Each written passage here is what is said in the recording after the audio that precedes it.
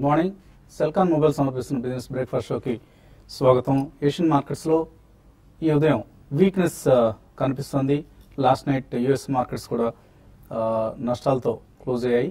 So fed meeting, FOMC 2 రోజుల FOMC meeting ఇవాళ ప్రారంభమవుతోంది. So ఈ సమావేశంలో ఎటువంటి నిర్ణయాలు తీసుకుంటారు, వడ్డీ రేట్ల పెంపు సెప్టెంబర్లో ఉంటుందా, ఇంకా ముందు ఉంటుందా, లేదా తర్వాత ఉంటుందా, ఇటువంటి అంశాలన్నీ కూడా ఈ 2 రోజుల ఎఫ్ఓఎంసీ మీటింగ్లో తేలే అవకాశం ఉంది.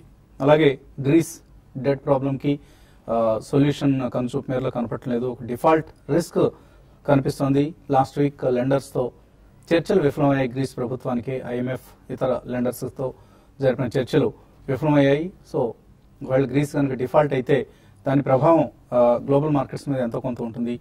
అది మన ఇండియన్ మార్కెట్స్ మీద కూడా ఉండే అవకాశం ఉంది. ఈ నేపథ్యంలో డాలర్ స్టడీగా ఉంది. ఇన్ఫ్యాక్ట్ కొద్దిగా వీక్గా ఉందని చెప్పుకోవచ్చు.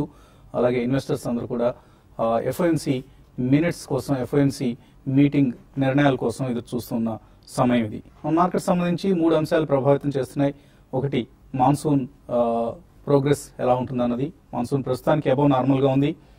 అలాగే గ్లోబల్ ఫ్యాక్టర్స్ లైక్ ఎఫ్ఓఎంసీ, అలాగే గ్రీస్ సమస్యకు సంబంధించిన పరిష్కారాలు అండ్ చైనా వెయిటేజ్. చైనాతో మన మార్కెట్స్ దోబూచులు ఆడుతున్న చైనా, ఇండియన్ మార్కెట్స్ రెండు కూడా చైనాకి వెయిటేజ్ పెరగడం, చైనాకి ఎక్కువ ఫండ్స్ వెళ్తూ ఉండడం ప్రస్తుతానికి కనిపిస్తున్న ట్రెండ్. సో ఈ ట్రెండ్ నియర్ టైంలో కొనసాగే అవకాశం ఎక్కువగా ఉంది. అందువల్లనే మన మార్కెట్స్లో వీక్నెస్ చూస్తూ ఉన్నాం. మనం ఎఫ్ఐఎస్ వరుసగా సెల్ చేస్తూ వస్తున్నారు. లాస్ట్ 5 సెషన్స్ చూస్తే మినిమం 600 crores వర్త్ స్టాక్స్ను ప్రతిరోజు ఎఫ్ఐఎస్ అమ్ముతూ వస్తున్నారు. సో ఇది మార్కెట్స్లో మనం ర్యాలీ చూడలేకపోవడానికి, ఒకవేళ అప్పుడప్పుడు డొమెస్టిక్ ఇన్స్టిట్యూషనల్ ఇన్వెస్టర్స్ నుంచి సపోర్ట్ వస్తున్నప్పుడు కూడా మార్కెట్స్లో ఎటువంటి ఇంప్రూవ్మెంట్ ఉండలేదు. నిఫ్టీ స్టాక్స్లో ఇన్ఫ్యాక్ట్ సగానికి పైగా స్టాక్స్ లాస్ట్ ఫ్యూ మంత్స్లో 20% పైగా నష్టపోయాయి. 10 నిఫ్టీ స్టాక్స్ 30% కంటే ఎక్కువ కరెక్ట్ అయ్యాయి. అలాగే నిఫ్టీ జూనియర్ కావచ్చు, మిడ్ క్యాప్స్ కావచ్చు, ఇవన్నీ కూడా ఒక పెద్ద పతనానికి ఇంకా ఎదురు చూస్తున్నాయి అన్నట్లుగా కనిపిస్తుంది ప్రస్తుతం ఉన్న ట్రెండ్ చూస్తే. సో గ్లోబల్ పాయింట్స్ అలాగే అన్ని కూడా వీక్గా ఉన్నాయి. అలాగే గ్రీస్ ఫేట్ త్వరలో తేలబోతోంది. And European zone foreign minister, ఆర్థిక మంత్రులు, ఫైనాన్స్ మినిస్టర్స్ మీట్ ఉంది థర్స్డే రోజు. అందులో గ్రీస్ సంబంధించిన ఒక నిర్ణయం తీసుకునే అవకాశం ఉంది. సో ఇవన్నీ కూడా మార్కెట్స్ను ప్రభావితం చేస్తున్న అంశాలు. సో 7880 ఈ లెవెల్ను నిఫ్టీ నిలబెట్టుకోగలిగితే మంచిది. లేకపోతే 7880 లెవెల్ కనుక నిలబెట్టుకోలేకపోతే 7700కు పడిపోయే ప్రమాదం ఉందని చార్టిస్ట్ చెప్తున్న అంశం. సో ఆల్ ఇన్ ఆల్ ఒక వీక్నెస్ గ్లోబల్ మార్కెట్స్లో కనిపిస్తుంది. ఇండియన్ మార్కెట్స్ నిన్న for just 1 day out perform చేసినట్లు కనిపిస్తుంది. మేబీ ఇవాళ మళ్ళీ సెల్లింగ్ ప్రెషర్కు సకం అయినా కూడా మనం ఆశ్చర్యపోనవసరం లేదు. అండ్ స్టాక్ స్పెసిఫిక్ యాక్షన్ కొంత కొనసాగుతోంది. రిలయన్స్ కమ్యూనికేషన్స్, శ్యామ్ సిస్టమా, ఈ 2 కంపెనీలు మెర్జ్ అవుతాయన్న వార్తలు వస్తున్నాయి. ఇది ఆర్కామ్ స్టాక్ మీద ప్రభావం చూపుతుంది. అలాగే Essar oil stake sale lineup చేస్తున్నారు అన్న వార్తలు వచ్చాయి ఇవాళ న్యూస్ పేపర్స్లో. సో ఎస్ఆర్ ఆయిల్ స్టాక్ గత కొంతకాలంగా మనకు భారీగా పెరగడం చూసాం. సో ఆ పరిస్థితి రాబోయే రోజులు కూడా ఒకవేళ ఈ స్టేక్ సేల్ వార్తలు నిజమైతే కొంతకాలం ఈ స్టాక్ అటు ఇటుగా వోల్టైల్గా ఉండే అవకాశం ఉంది. సో ఇవన్నీ కూడా debt ridden companies, Essar oil కావచ్చు, ఆర్కామ్ కావచ్చు, ఇటువంటి డెట్ రిడెన్ కంపెనీస్లో జాగ్రత్తగా మనం వ్యవహరించాల్సిన అవసరం ఉంది. And most of the mid caps earnings down grade అయి ఉన్నాయి, చాలా కరెక్షన్ లోనే ఉన్నాయి. సో కరెక్షన్ జరిగిపోయింది కదా, ఇంకా ఎంతకంటే ఏం పడుతుంది అనే ఉద్దేశంతో మాత్రం ఆ స్టాక్స్లో ఇన్వెస్ట్ చేయొద్దు. ఎటువంటి డెవలప్మెంట్స్ చోటు చేసుకుంటున్నాయి, ఫండమెంటల్స్ పరంగా ఎటువంటి మార్పులు చోటు చేసుకుంటున్నాయి, ఈ అంశాన్ని జాగ్రత్తగా గమనించి ఇన్వెస్టర్స్ ఇన్వెస్ట్మెంట్ డిసిషన్స్ తీసుకోవాలి. మార్కెట్స్ పరిస్థితి గురించి మాట్లాడేందుకు మనతో ఎనలిస్ట్ సిద్ధంగా ఉన్నారు. సో గ్రీక్ డిఫాల్ట్ అంశం మళ్ళీ తెర మీదకి వచ్చింది. అండ్ గ్లోబల్ ఫ్యాక్టర్స్ చాలా కనిపిస్తున్నాయి. ఎఫ్ఓఎంసీ మీటింగ్ జరగబోతోంది. ఈ నేపథ్యంలో మార్కెట్స్ నియర్ టర్మ్ బిహేవియర్ ఎలా ఉంటుంది? డెఫినెట్లీ వాలటాలిటీ మాత్రం కొనసాగుతుందండి. ఎందుకంటే మనకి గ్రీక్ డిఫాల్ట్ అయినా కానీ I don't think it's going to really cause a major mishap in the world financial markets. ఎందుకంటే it's been brooding for last 3 to 4 years. కాబట్టి majority of the economies ఏవైతే reasonably కొద్దిగా strong ఉన్నాయో కూడా I think they have done their small adjustment, if not a major structural adjustment. So especially Germany ఇటువంటి వాళ్ళకి కొద్దిగా definitely there can be some shocks in terms of lending to the eurozone.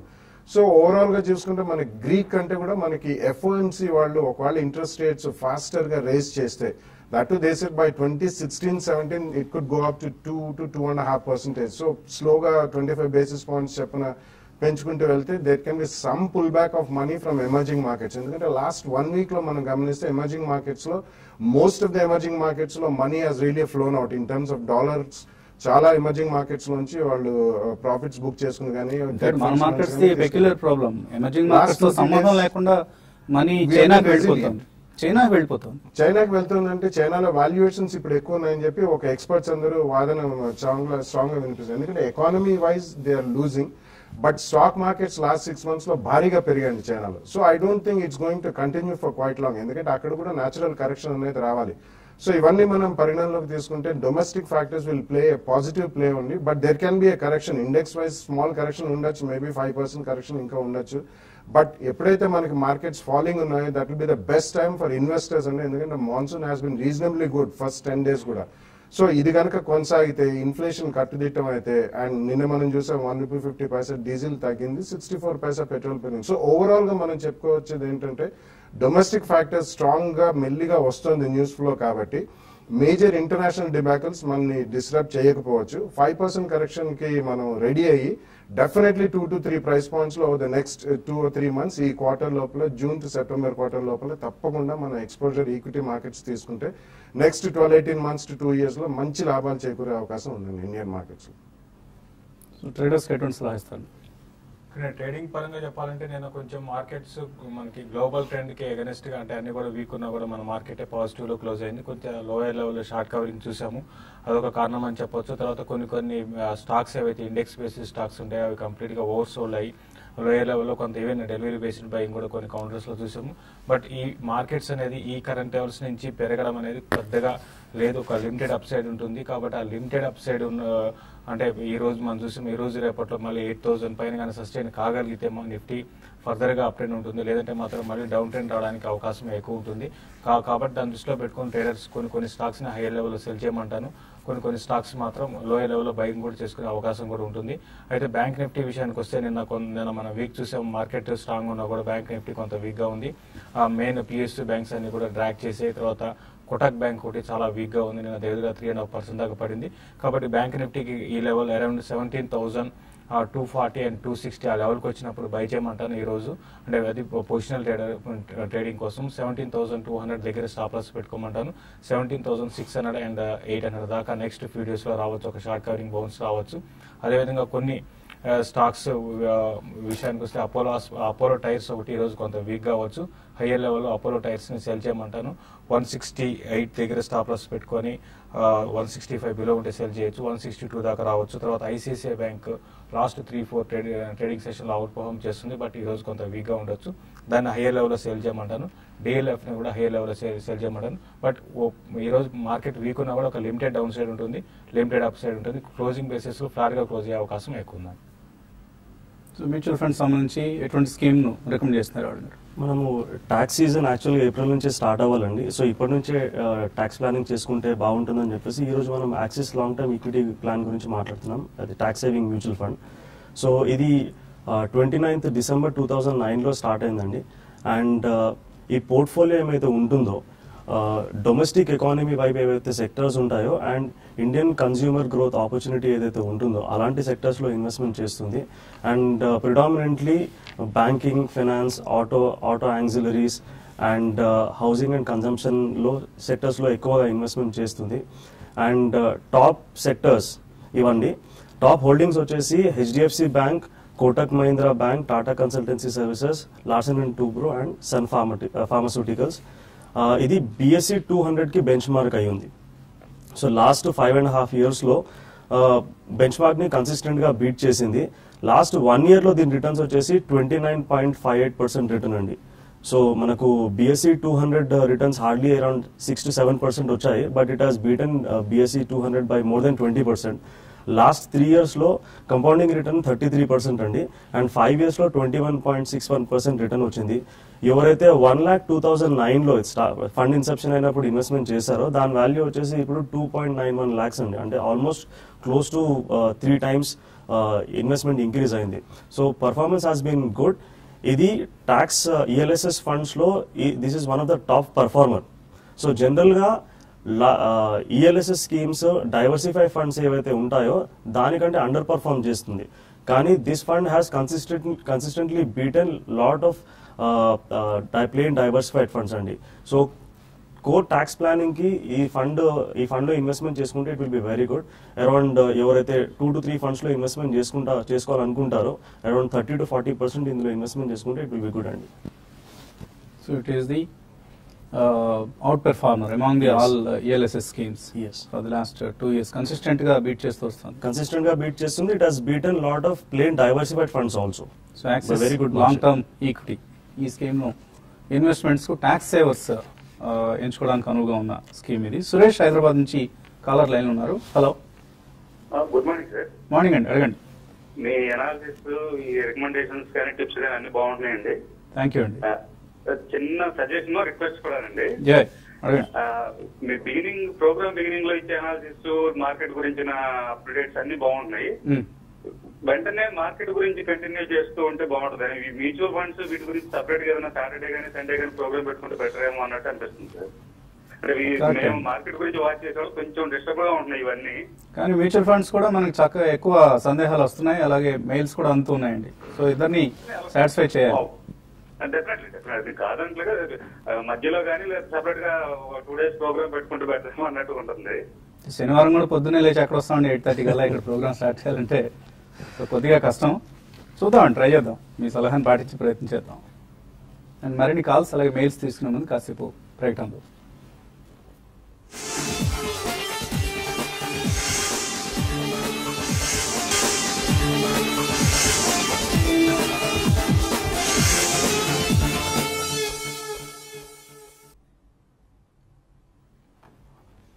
Celkon mobile సమర్పిస్తున్న business breakfast షోకి తిరిగి స్వాగతం. Callers line లో ఉన్నారు. తర్వాత కాలర్ శ్రీనివాస్ హైదరాబాద్ నుంచి. హలో, గుడ్ మార్నింగ్ వసంత్ గారు. మార్నింగ్ అండి, అడగండి. ఒక క్వశ్చన్ బాలా గారికి అండి, ఒక క్వశ్చన్ మ్యూచువల్ ఫండ్ మీద అండి. ఒకటి, నేను ఇక్కడ నుంచి ఒక 5 years వరకు 5 years లాంగ్ టర్మ్ వ్యూతో మారుతి సుజుకి అమర్ రాజా బ్యాటరీస్ బ్యాంక్ లో 2 స్టాక్ ఇన్వెస్ట్ చేద్దాం అనుకుంటున్నాను. వీటి లాంగ్ టర్మ్ వ్యూ ఎలా ఉంటుందో ఒకసారి బాలా గారిని చెప్పమండి. అండ్ మ్యూచువల్ ఫండ్స్ లో ఒక 5,000 ఈచ్ ఒక 5 మ్యూచువల్ ఫండ్స్ సెలెక్ట్ చేసుకున్నాను. వాటిలో ఒక డౌన్ ద 15 years వరకు ఎస్ఐపి చేద్దాం అనుకుంటాను. Per month 5,000 each fund. ఒక ఫండ్, ఫస్ట్ ఫండ్ వచ్చి Canara రొబాకో emerging equity fund, Franklin India smaller companies, Birla sunlight front line equity, access long term equity fund, and ICICI potential value discovery fund. అంటే మీకు access long term ఎందుకోసం, access long term ఎందుకు select చేస్తున్నారండి? Access long term ఎందుకు select చేస్తున్నారు? Tax saving కోసమా? Tax saving కోసం అండి. Okay, yeah. ముందుగా Maruti Suzuki Amar Raja batteries 5 years SIP చేయొచ్చా? డెఫినెట్లీ చేయొచ్చండి. రెండు కూడా you selected the best companies and automotive sector లో ఉన్న రెండు కూడా. అండ్ ప్యాసింజర్ కార్ లో అన్బీటబుల్ మోనోపోలిస్టిక్ సిచ్యువేషన్ ఉన్నారు. అండ్ 5 years అంటున్నారు కాబట్టి తప్పకుండా మీరు నెక్స్ట్ 6 months కూడా ఎస్ఐపి ద్వారా చేయండి. ఒకవేళ ఏదైనా మైనర్ కరెక్షన్స్ ఉన్నా it will be price adjusted. Even Amara Raja Batteries are in leadership position అండి. ఎక్సైడ్ ని మించి వాళ్ళు చాలా స్ట్రాంగ్. ఈవెన్ అదర్వైజ్ ఆటోమోటివ్ కంటే కూడా ఇతరత్ర వాళ్ళు ఇండస్ట్రియల్ బ్యాటరీస్ కానివ్వండి, టెలికామ్ అన్నిట్లో కూడా చాలా స్ట్రాంగ్ ఫోరే ఉంది. So both the companies are excellent. Please go out and invest. Select చేసిన 5 schemes, 5 schemes వండర్ఫుల్ స్కీమ్స్ అండి. ఒక మంచి బ్యాలెన్స్డ్ పోర్ట్ఫోలియో క్రియేట్ చేసుకున్నారు. సో మీరు 15 years కి 25,000 rupees పర్ మంత్ కనుక ఇన్వెస్ట్మెంట్ చేస్తే అట్ యావరేజ్ గా మనకి 15% రిటర్న్ రావడానికి అవకాశం ఉంది. So you will become a crorepati అండి. 1.42 crores అక్యుములేట్ అవడానికి ఛాన్సెస్ ఉన్నాయి. సో ఈ పోర్ట్ఫోలియో ఏమైతే ఉందో దాన్ని కంటిన్యూ చేసుకుంటే మంచిగా ఉంటుంది. సో లాంగ్ టర్మ్ కంటిన్యూ చేయండి. కనీసం 5 నుంచి బాలరాజు గారు చెప్పినట్టు 15 సంవత్సరాలు రెగ్యులర్ రివ్యూ కూడా చేసుకోవాలి. రెగ్యులర్ రివ్యూ చేసుకుంటుండండి. ఎప్పుడైనా దెబ్బతినే అవకాశాలు కూడా ఉంటాయి. అన్ని స్కీమ్లు అన్ని వేళలా మంచి రిటర్న్స్ ఇస్తాయని చెప్పలేము. ఒక్కోసారి కొన్ని అవుట్ పెర్ఫార్మ్ చేస్తుంటాయి. వాటిని షిఫ్ట్ కావడం కూడా మంచి సలహా అవుతుంది. రవి సూర్యాపేట నుంచి. హలో, అడగండి రవి. సార్, ఈ హెచ్డిఎఫ్సి క్రస్ట్ పాలసీ ఒకటి జాయిన్ అయ్యాను సార్. 3 years అయింది. Crust HDFC Crest. తర్వాత హెచ్డిఎఫ్సి ఎక్స్టార్ సూపర్ ప్రీమియం జాయిన్ అయ్యాను సార్ మా పాప గురించి 15 years 3 years అయింది. ఓకే, ఇవి ఎట్లుంటాయి సార్, మంచిగా ఉంటాయో? ఇవి 2 యూలిప్ ప్లాన్లు అండి మీరు తీసుకున్నవి. 2010 తర్వాత తీసుకున్నారు కాబట్టి కొద్దిగా చార్జెస్ తక్కువగా ఉంటాయి. చార్జెస్ తక్కువగా ఉన్నప్పటికీ కూడా ఫస్ట్ ఇయర్ లో మీకు దాదాపు 10 నుంచి 13% వరకు చార్జెస్ ఉంటాయి. సెకండ్ ఇయర్ లో మీకు 5 నుంచి 7% వరకు చార్జెస్ ఉంటాయి, విచ్ ఆర్ వెరీ హై అండి. ఇలాంటి పాలసీలో మనము దగ్గర ఒక 10 to 11% వరకే ఎక్స్పెక్ట్ చేయొచ్చు. చార్జెస్ పోయిన తర్వాత మనకు పెద్దగా రిటర్న్స్ ఏమీ రావు. సో మీరు దీన్ని సరెండర్ చేసుకుంటే మంచిదండి. మీరు 3 years అయిపోయింది అంటున్నారు కాబట్టి మీకు సరెండర్ చార్జెస్ కూడా చాలా తక్కువగా ఉంటాయి. దాదాపు 2000 రూపీస్ ఉంటాయి మీకు సరెండర్ చార్జెస్. సో మీరు సరెండర్ చేస్తే ఈ అమౌంట్ ఏమైతే ఉందో, ఇప్పటివరకు అక్యుములేట్ అయిన అమౌంట్ ఏమైతే ఉందో అది వేరే అకౌంట్ లో పెట్టేసేసి మీకు 5 years తర్వాత డబ్బులు ఇస్తారు. సో దీనికి ప్రీమియం ఏమైతే పే చేస్తున్నారో మీరు దాన్ని ఈక్విటీ మ్యూచువల్ ఫండ్స్ లో SIP ద్వారా చేసుకుంటే మంచిదండి. సో ఈ రెండింటిని సరెండర్ చేసేసుకోండి మీరు. ఏలూరు నుంచి గురుప్రతాప్ రెడ్డి లైన్ ఉన్నారు. హలో, గుడ్ మార్నింగ్ సార్, బాగున్నారా? మార్నింగ్ అండి, అడగండి Guruprathap Reddy. Vadera industries, Vadera reality, CCL products ఈ స్టాక్ అంటే టెక్నికల్ గా ఎలా ఉంటాయి ప్రెసెంట్ లెవెల్ లో బై చేయండి సార్. ఫస్ట్ స్టాక్ ఏదన్నారు? Vadilal. Vadera industries. Okay, Vadilal CCL products గురించి అడిగారు ఆయన. వడేరా ఇండస్ట్రీస్ ట్రాక్ చేయడం లేదండి. CCL ప్రొడక్ట్స్ అయితే రీసెంట్ గా చూస్తే కొంచెం హైయర్ లెవెల్ మనకి సస్టైన్ కాలేకపోతుంది. 200 పైన కూడా వచ్చి సస్టైన్ కాలేకపోతుంది. కాబట్టి ఈ లెవెల్లో కొంచెం ఈ స్టాక్ ఆగొచ్చు. ఇది లాంగ్ టర్మ్ కన్సాలేషన్ ఫేజ్ లో ఉందని చెప్పొచ్చు. టెక్నికల్ గా చెప్పాలంటే డౌన్ సైడ్ చూసుకుంటే అరౌండ్ 140, 150 అండ్ 160 దగ్గర ఆగడానికి అవకాశం ఉంది. రెసిస్టెన్స్ హ్యూజ్ రెసిస్టెన్స్ అరౌండ్ 180 దగ్గర మనకి రెసిస్టెన్స్ ఫేస్ చేయొచ్చు. నెక్స్ట్ స్టెప్ లో 180 కానీ క్రాస్ కాగలిగితే దానిపైన నిన్న కూడా చూస్తాం దానిపైన ట్రేడ్ అవుతుంది. ఇది నెక్స్ట్ అప్ ట్రెండ్ వచ్చి 220 దాకా పెరగడానికి అవకాశం ఉంది. బట్ ఏదైనా కూడా కన్సాలేషన్ కొంచెం అప్ సైడ్ అవడానికి అవకాశం ఉందండి. ఐస్ క్రీమ్ కంపెనీ వడిలాల్ ఇండస్ట్రీస్ మనందరికీ తెలిసిన పెద్ద రీసెంట్లీ అందులో ఒక రీస్ట్రక్చరింగ్ కూడా వాళ్ళు అనౌన్స్ చేశారండి. ఎందుకంటే వాళ్ళకి అన్లిస్టెడ్ సబ్సిడరీస్ కూడా ఉన్న దాంట్లో మర్జ్ చేస్తున్నాం అని చెప్పారు. It's one of the good companies and management wise it's a good company. So మీకు ఒకవేళ 2 years వ్యూ ఉంటే తప్పకుండా 2 or 3 ప్రైస్ పాయింట్స్ లో కొనుక్కోవచ్చు. కొంత డెట్ బర్డెన్ కనిపిస్తోంది.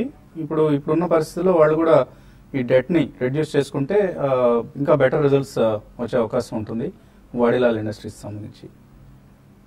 చాలా మెయిల్స్ అందాయి, కొన్ని మెయిల్స్ అయినా ఆన్సర్ చేసే ప్రయత్నం చేద్దాం. రమేష్ అడుగుతున్నారు, అబాన్ ఆఫ్ షోర్ 380లో తీసుకున్నారు, లాంగ్ టర్మ్ కోసం ఎటువంటి సలహా ఇస్తారు? నాట్ ఏ గ్రేట్ ఐడియా అండి. ఎందుకంటే జనరలీ మనకి వీక్నెస్ క్రూడ్ ఆయిల్ పెట్రోలియం లో కనిపించినప్పుడు ఎక్స్కవేషన్ యాక్టివిటీస్ అనేది అంత స్ట్రాంగ్ గా ఉండవు. అండ్ దీనికి కూడా డెడ్ బర్డెన్ ఉంది. దో ఈ ప్రైస్ పాయింట్ లో పెద్ద డౌన్ సైడ్ లేకపోయినా కానీ లాంగ్ టర్మ్ ఇన్వెస్ట్మెంట్ కి అంత మంచిది కాదు. మీరు తీసుకున్నా కానీ if you get a 10-12% return profit book చేయండి. విజయశ్రీ అడుగుతున్నారు, ICICI Prudential elite 2 ICICI bank offer చేస్తుంది, కానీ ICICI Prudential blue chip, HDFC top 200, Birla sun Life ఇటువంటి SIP ద్వారా తీసుకుందాం అనుకుంటున్నారు. సో ఎలైట్ బెటరా, ఇటువంటి స్కీమ్లు better? Always mutual funds are better than ULIP plans అండి. సో మీకు ఇన్సూరెన్స్ కావాలి అంటే సపరేట్ గా టర్మ్ ఇన్సూరెన్స్ ద్వారా తీసుకోవచ్చు. లేదు ఇన్సూరెన్స్ కూడా కావాలి, ఇన్వెస్ట్మెంట్ కూడా కావాలి అని అంటే మనకు మ్యూచువల్ ఫండ్స్ లోనే SIP ఇన్సూరెన్స్ అని చెప్పేసి ఉంటుంది. Birla sun life as well as Reliance 2 కూడా ఇన్సూరెన్స్ ప్రొవైడ్ చేస్తారు విత్ ఫ్రీ ఆఫ్ కాస్ట్ అండి. We don't have to pay anything additional. So insurance కావాలంటే అందులో కూడా ఇన్వెస్ట్మెంట్ చేసుకోవచ్చు. కాకపోతే ఇందులో లాక్ ఇన్ పీరియడ్ ఉంటుంది అనమాట. సో సపరేట్ తీసుకుంటే it is always better. Insurance ఫ్రీగా కావాలంటే SIP ద్వారా చేసుకోవచ్చు. Birla and Reliance both are providing this opportunities. Srinivas Babu married అట, 2 పిల్లలు ఉన్నారు, 4 సంవత్సరాలు 1 సంవత్సరం పిల్లలు 2 ఉన్నారు. Canara Robeco emerging equities, Franklin India small companies, Birla sun Life front line equity, Mirae asset emerging blue chip, Axis long term equity. ఇందాక ఈయనే కాల్ చేశారేమో అన్న డౌట్ వస్తుంది. అన్ని same funds. ICICI Prudential value discovery, DSP BlackRock, micro cap ఇవన్నీ select చేస్తున్నారు. ఇవన్నీ కూడా small cap and mid cap biased funds అండి. సో జనరల్ గా మనం ఒక 20-25% వరకు మనము స్మాల్ అండ్ మిడ్ క్యాప్ లో ఇన్వెస్ట్మెంట్ చేసుకుని మిగతాది అరౌండ్ 70-75% వరకు మనము లార్జ్ క్యాప్ లో ఇన్వెస్ట్మెంట్ చేసుకుంటే మంచిది. మనకు small and mid cap funds లో రిటర్న్స్ కూడా మంచిగా వస్తాయి, కాకపోతే రిస్క్ కూడా అదే విధంగా ఉంటుంది. సో లాంగ్ టర్మ్ లో మీ పిల్లల రిక్వైర్మెంట్ అంటున్నారు కాబట్టి ఫస్ట్ మీరు అడిక్వేట్ ఇన్సూరెన్స్ కవర్ తీసుకోవాల్సిన అవసరం ఉంటుంది. మీ యాన్యువల్ ఇన్కమ్ కి 10-12 times తీసుకోండి. సో ఒక 20-25% వరకే small and mid cap exposure ఇచ్చుకోండి. సో మీ మొత్తం పోర్ట్ఫోలియోని రివాంప్ చేయాలి. నేను మెయిల్ బ్యాక్ చేస్తానండి దానికి. సుబ్బారెడ్డి అడుగుతున్నారు, నెక్స్ట్ 1 to 2 years కోసం 5 lakhs ఇన్వెస్ట్ చేద్దాం అనుకుంటున్నారు, ఎటువంటి స్టాక్స్ రికమెండ్ చేస్తారు?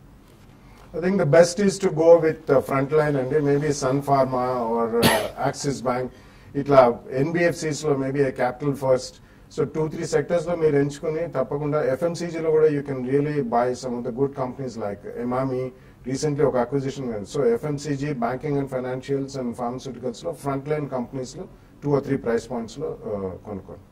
రాధాకృష్ణ 600 జేకే టైర్ షేర్స్ 101 రూపాయలు ఉన్నారు. బెర్జర్ పెయింట్స్ 194 ఉన్నారు. హోల్డ్ చేయొచ్చా, లాస్ట్ బుక్ చేయొచ్చా? అంటే ఇప్పుడు ఈ టైంలో మీరు హోల్డ్ చేయొచ్చు అండి. ఆల్రెడీ మార్కెట్స్ బాగా పడ్డాయి కాబట్టి మీరు ఎగ్జిట్ కావాలనుకుంటే ఇంతకుముందు ఎగ్జిట్ అవ్వాల్సి ఉందండి. జేకే టైర్స్ మాత్రం కొంత ఈ లెవెల్లో 80-82 దగ్గర ఆగడానికి అవకాశం ఉంది, హోల్డ్ చేయండి. బడ్జెట్ పెయింట్స్ కూడా హోల్డ్ చేయండి అండి. ఇప్పుడు ఇమీడియట్ గా పెరగకపోయినా కూడా మీరు లాంగ్ టర్మ్ కోసం 2 కూడా హోల్డ్ చేయొచ్చు. శ్రీకాంత్ అడుగుతున్నారు, ఫ్రెష్ డ్రాప్ ఫ్రూట్స్ ఈ టైంలో ఎంటర్ కావడం కరెక్టేనా? ఫండమెంటల్ మంచి కంపెనీ అనేది. It's a small equity and illiquid stock and they export fresh fruits and it's a seasonal business. Basically mangoes and grapes are the largest exporters. Kabatti koncham jagatthaga undali. Decent management and a small company but koddiga exposure teeskondi, ekku matram. Maganti Venkateswara అడుగుతున్నారు, Sudarshan chemicals 66 రూపాయలు, ఇకాల్ fuel 111లో, Jain irrigation 60 రూపాయలకు ఉన్నారు. ఎటువంటి సలహా ఇస్తారు? Hold చేయొచ్చు long term కోసం?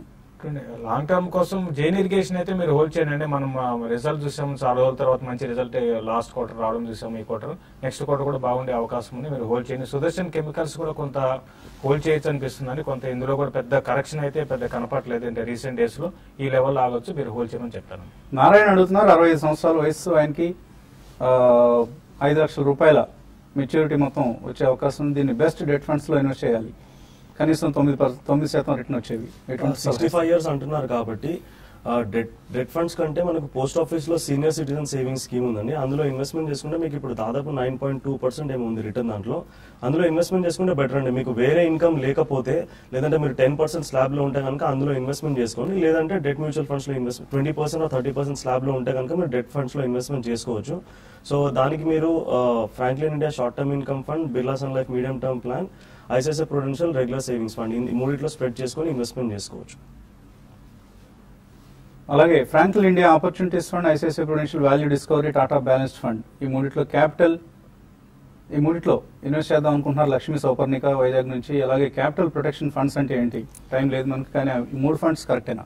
Okay, 3 funds మంచిగానే చేస్తున్నాయండి. క్యాపిటల్ ప్రొటెక్షన్ అంటే మీరు ఇన్వెస్ట్మెంట్ చేసిన క్యాపిటల్ ఏమైతే ఉందో అది ప్రొటెక్ట్ చేసే విధంగా వాళ్ళ స్ట్రాటజీ ఉంటుంది. సో క్యాపిటల్ ప్రొటెక్ట్ చేయాలి. 3 స్కీమ్స్ అయితే మీరు రికమెండ్ చేస్తారు. అవును, ఓకే అండి. సో సమయం మించిపోయింది. ఇది వాటి బిజినెస్ బ్రేక్ఫాస్ట్. మధ్యాహ్నం స్మార్ట్ ఇన్వెస్ట్లో మళ్ళీ కలుద్దాం.